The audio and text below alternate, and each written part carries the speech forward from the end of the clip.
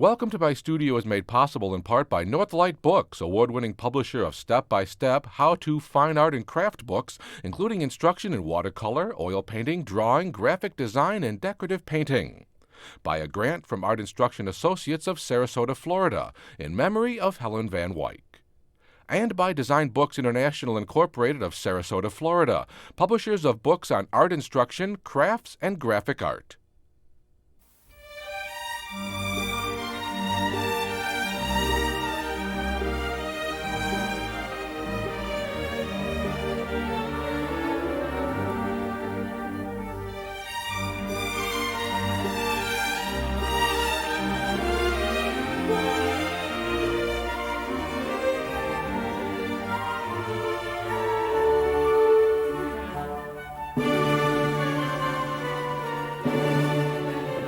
Hello, I'm Helen Van Wyck, and welcome to my studio. Today's session is all about gray. Yes, a color that I'm very much fascinated with. Maybe you'll take a look at this painting that I did just recently.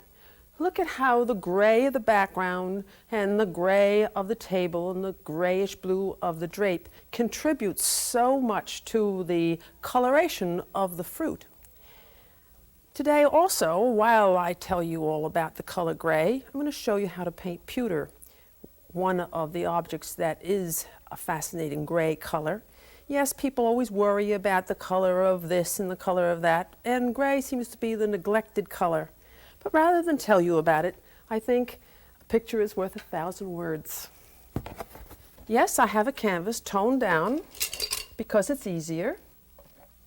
Let me take a brush and paint this picture of a pewter mug and fruit that needs gray added to it to make the peach have fuzz and the plums have bloom.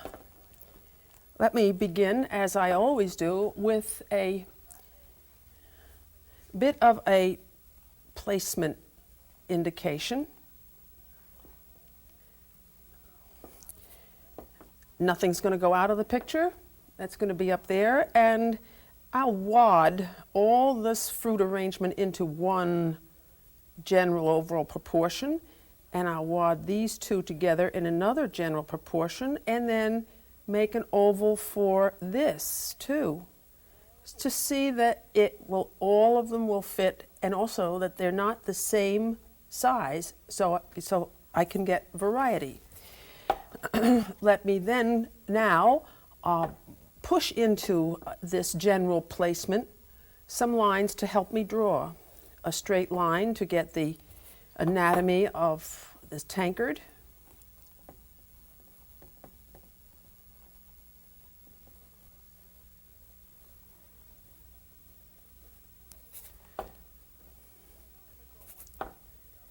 Don't ever draw one side and then the other. Do them like a lathe, practically.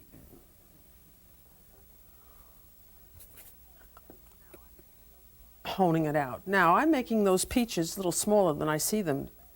They happen to be the only size I could buy today. By the way, those peaches are really very good. The other half I ate. The joy of being a still life painter. Eat a lot of fruit.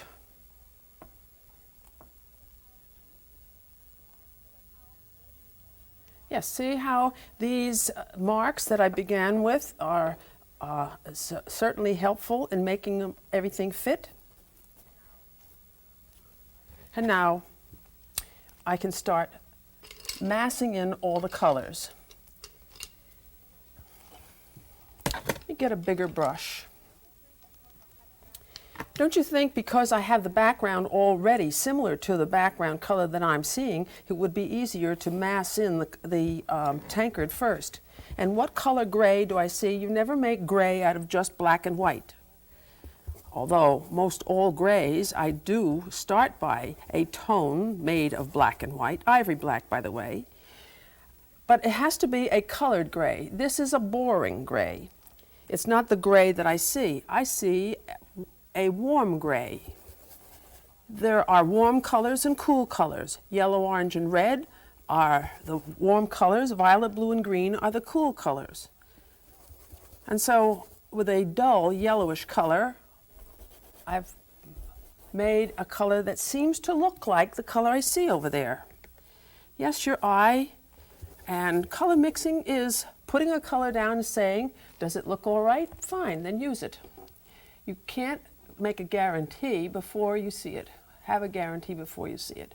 And so now I'm going to mass in this color to start making a paint rendition of the pewter. My application is not awfully thick because I do want to be able to work onto it or into it. But I've thinned the paint down enough to have it spread. Yes, I'm just thinning it with turpentine. So many people wonder what I mix with my paint. What medium do you use? They say Helen, and I say brains, as much as I can gather. If the paint doesn't flow, I add more turpentine. If it seems too runny, I add less. It's as simple as that. Just a matter of being practical. And the rag is always a handy thing to have very close by. I can dip it into the turpentine to wipe away where I'm going to eventually put the shiny or semi-shiny light spots.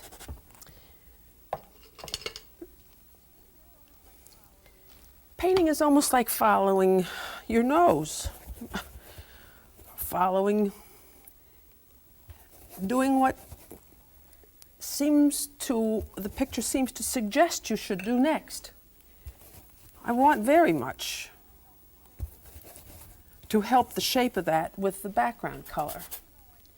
And even though I see that very cool, a blue-gray, I want a warm gray. Why? I like warm colors better than cool colors. They make me feel more comfortable. So I always apply or add to my pictures what I want. After all, it's my picture. I can have anything I want. That's the hard part, knowing what you want.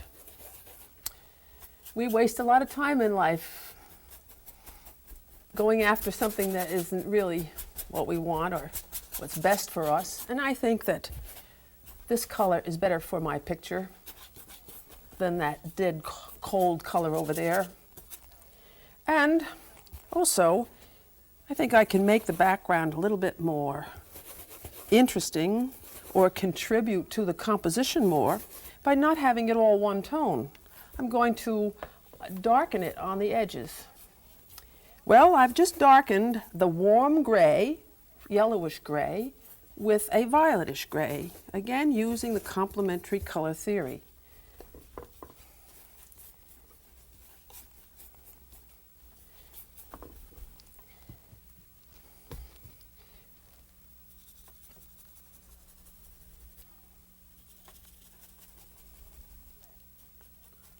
To blend. And I think probably you'll notice that by having these two tones incorporate with each other, the background area looks a little bit more atmospheric than if I just coated it this way with one flat color. You see, dimension is achieved by contrast of tone, but luminosity comes from the use of a color and its complement. Let me step back and see what I've done.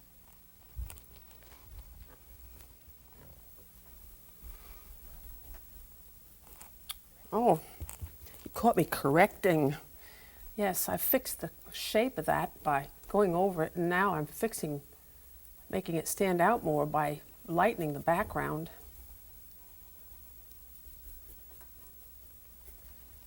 And now I have an option. I can continue working on this, or I can put these colors. And I think I would like to see how the peaches and plums look with this color gray. So let me just suggest that. That's a relief. That color looks very nice. You know why? Because it has all this gray surrounding. Sometimes a picture suffers from too much color. Gray is your relief color.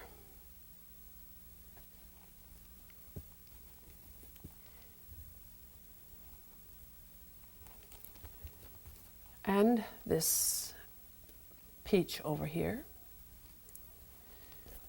I'm dipping into almost pure color right as it comes out of the tube. The gray helps me do that.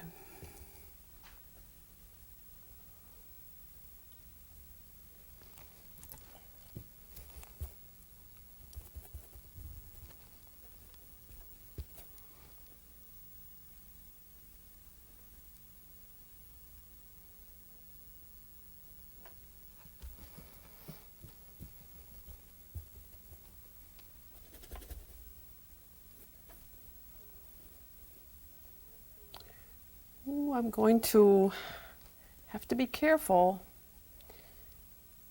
See this? It's a kiss. Just touching. I either have to make that overlap or move it away, or it's going to be a confusing looking place.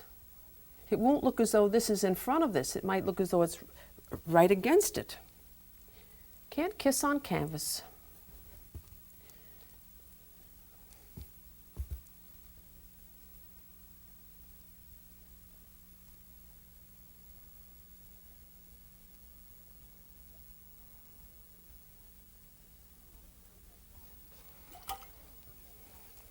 And now the purple plums, alizarin, 2 red, some phthalo blue, darkened it and blued it. Let's see what that does. Oh, that's so dark. Lighter. That's better.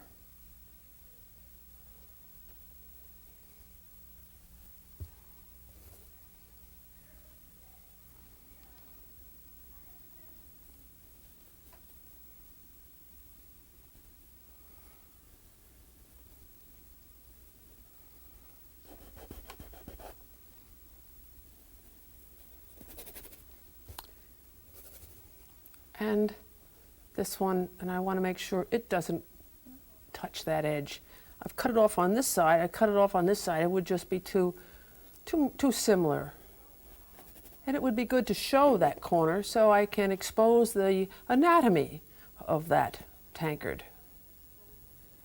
Always expose the anatomy so that people will know the object's shape. They have to read it by the way you've presented it. And now a lighter tone of gray, again a warm gray, white, touch of black, yellow ochre, to begin the coloration of the off-white cloth. Off-white, white with off in it. I'd be a fabulous tube of paint to invent off-white.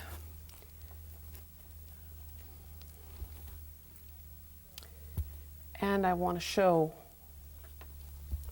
some of the cloth in the back. Oh, that seems like an unhandy thing to do. I'm going to make it bigger, maybe fix it later.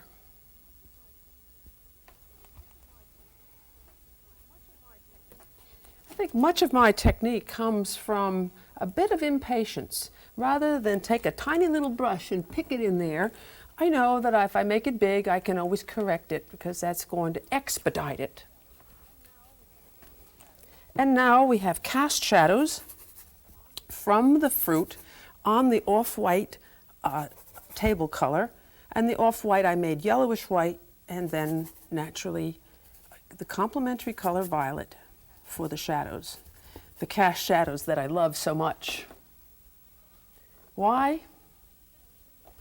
It sets these plums' little bottoms down on the table, stops them from floating, levitating.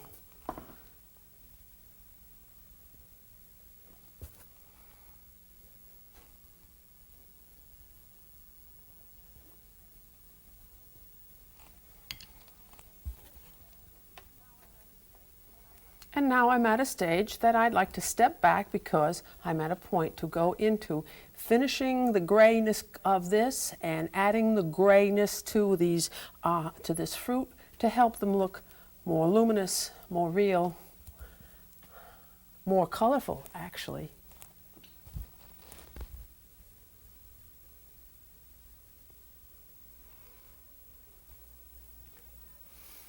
This is the mass tone stage. Would you believe that this picture went through this? I know you're seeing it all very luminous and very real, but you can't really go from the outhouse to the moon. You have to have the picture grow. And so now I have a chance to add this effect to this. How? I'm going to start on the pewter. And remember, I made it a warm gray with yellow in it.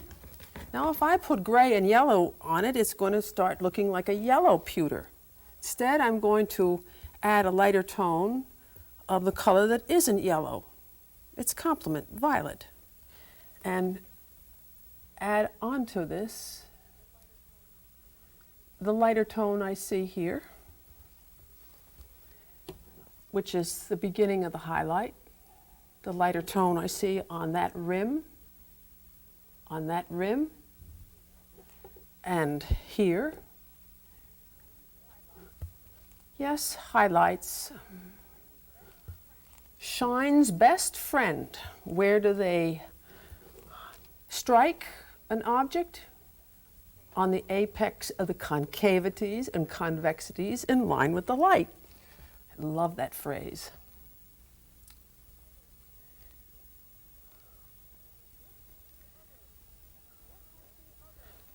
Yes, I see other tone values there. They're reflections. I'm going to save them for later. Right now, I want to just impart the oops. Do that a lot because I don't hang on to my brush for dear life.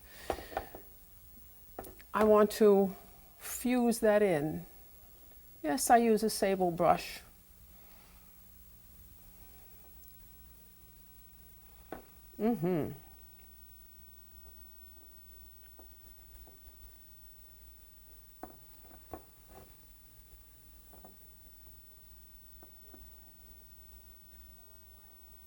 Usually work my subjects over from the top down. Now I want to make it shine even more. If I just lighten this, it's going to look as though it's too blue. So now I'll take a lighter tone and put yellow in it. Because I think if you examine that, isn't it nice that you can see what I'm working from? Then you can tell whether I'm getting it right or not. I think you'll notice that that highlight looks quite yellowish.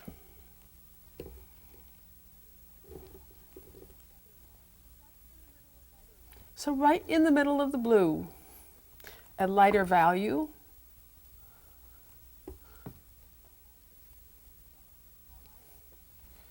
Highlight yellowish.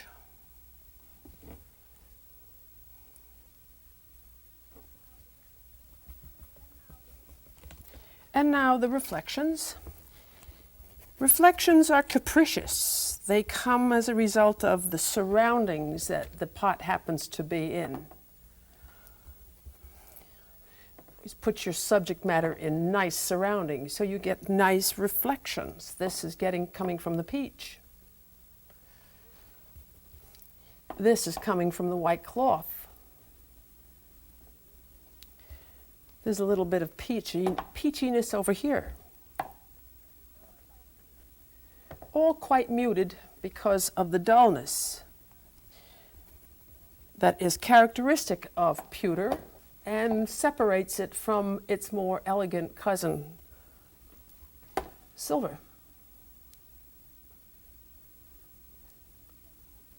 And the peaches can reflect up into that underplane too. And the table can reflect up into here.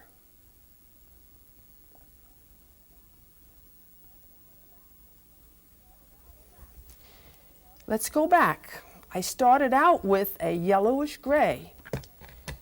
Now I want to add the shadows that I see. I can't use yellow because it would then look like a yellow thing instead of a pewter thing, and so now I'm going to add the shadows in violet. It's a constant interplay of a color and its complement.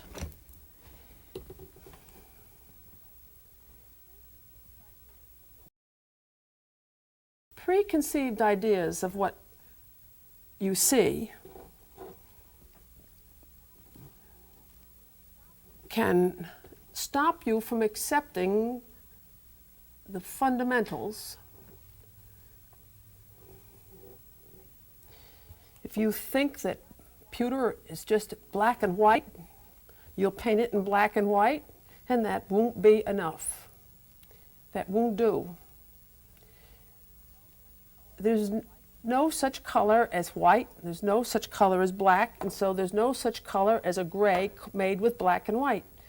Your grays have to be made with black and white plus color.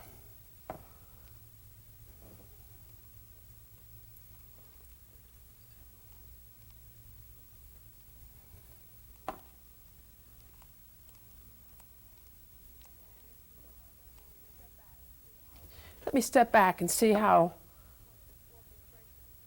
this orchestration of color and complement has worked on this surface.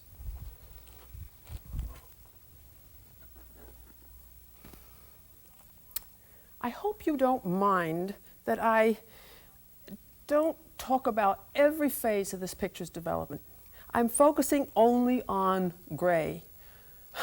I remember taking piano lessons, and I learned one thing at a time. I learned where middle C was, and I didn't get another lesson until I knew where it was. I think if we focus on one item, learn it well, we know it, and then we can go on from there by learning other things. And so this picture's focus is only on gray, not on painting a handle or correcting a shape. I'll do that some other time. Let me show you what gray will impart to these plums. White and black again to make a plain old gray. And oddly enough, even though you may see the haze on those plums bluish, I'm going to start them with black, white, and umber and save that beautiful blue color for the final edition. I like to save the goodies for the last strokes, realizing that to look your best, you always need a foundation garment.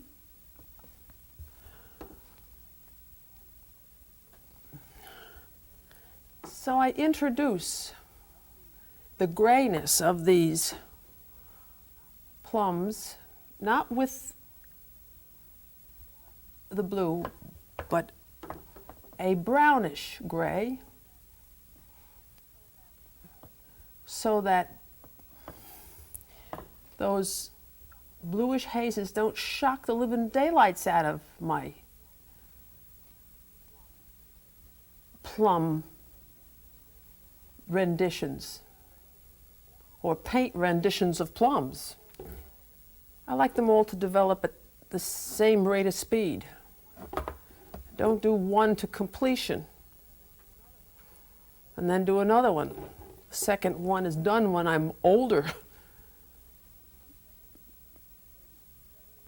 And maybe it would be better than the first one I did because I will have taken advantage of my newfound maturity. Try to make the quality of all the things you do the same, have the same attitude. Now, clean my brush, and I'm going to now take right next to, that's what a palette's for, to introduce your colors to each other first before they shock the living daylights out of them over on the canvas. And so now with blue, phthalo blue, and white, seeing how it looks next to that color, I'm going to add this haze.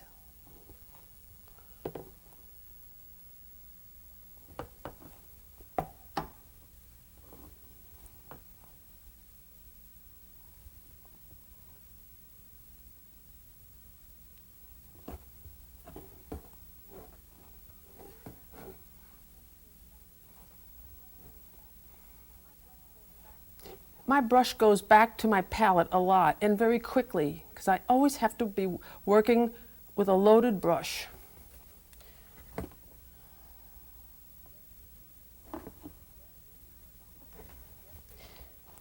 Yes, these plums get highlights too, and they're gray. Lighter grays than the haze.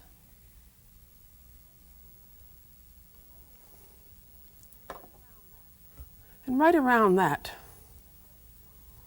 highlight, I see a lovely introduction of more red. So I hope this session has helped you appreciate gray. And next time we meet, I'm going to show you how to paint reflections in still water. So see you then.